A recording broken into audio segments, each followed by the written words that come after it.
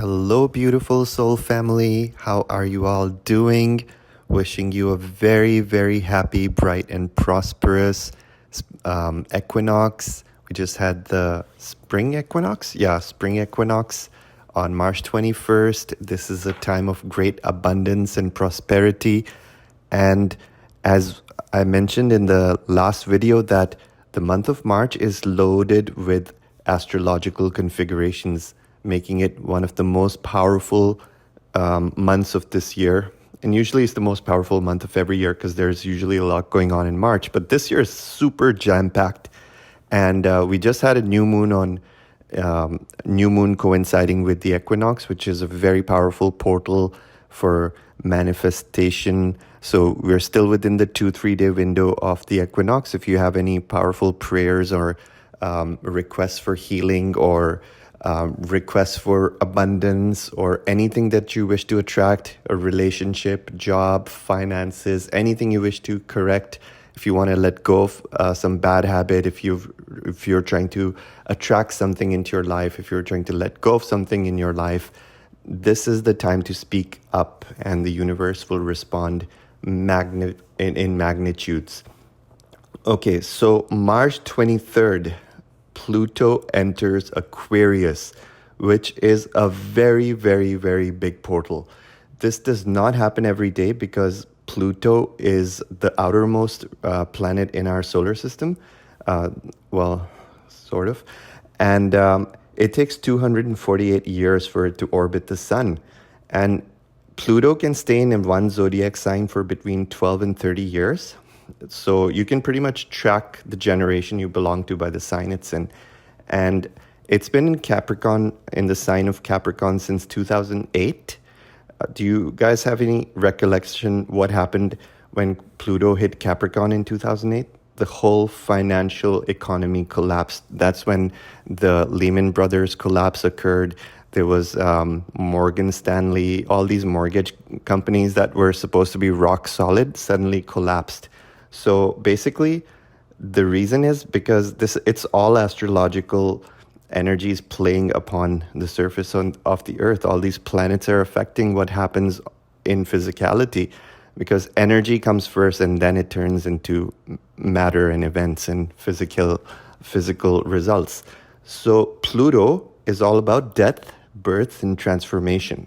So what Pluto does is it reveals the shadow side of whatever it touches.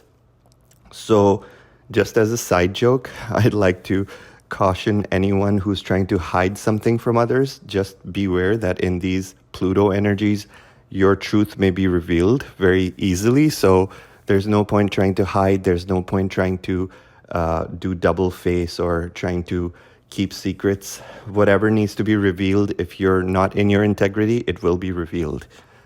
So Pluto literally reveals the shadows in whatever it touches. And last time in 2008, when Pluto hit Capricorn, it revealed the shadows of our system. All the systems were revealed to humanity with the level of corruption they operate within.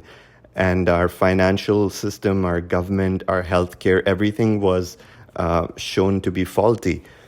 And starting at the exact moment of the 2008 financial collapse, the whole financial collapse occurred exactly at the point when Pluto entered its previous zodiac sign, which is Capricorn.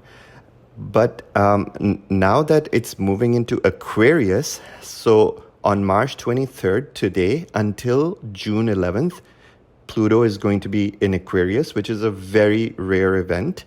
Aquarius is all about consciousness, and it's steeped in revolutionary energy, which means we're about to see some major transformations in the consciousness of humanity over the next coming years and decades.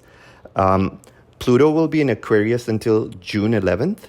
And then after June 11th, it's going to be retrograde for the year and a half until 2024. In 2024, Pluto lands in Aquarius and stays there for 2 decades. So like we said, it's a generational planet.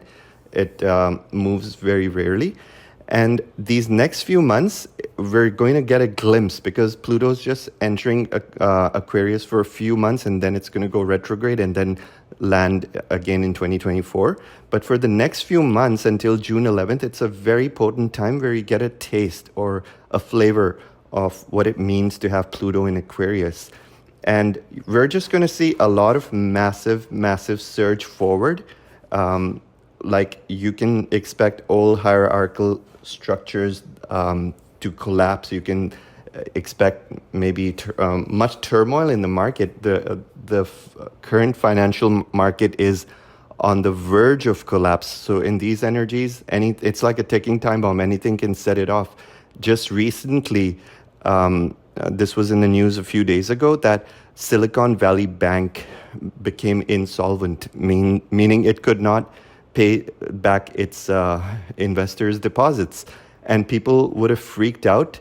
And what happened was the US Treasury, the government stepped in, and the Treasury decided to back everyone's accounts up to 250K guaranteed. So basically that means if you have 250K or over, your deposits are guaranteed by the Treasury. But the problem with that is the Treasury itself is insolvent. Like the Treasury is in trillions and trillions of dollars of debt. It needed $1 trillion just to open its doors in 2023. So it's like one blind man supporting another, or one handicapped person trying to support another one. So basically, this market is on the verge of collapse. It's the only way they can avoid the collapse. They cannot avoid the collapse. They can only delay it by printing more money. And that's what they've been doing for decades. Whenever these kind of situations occur, they just print more money and bail out the bank. But that ends up on the taxpayers' back because inflation hits our cost of living, and we end up paying with our cost of living, with our wages. So old ways are dying. This is all part of the shift. Do not be in fear. Just rejoice that a whole new beginning is emerging over the horizon, and these are very, very exciting times. I love you all.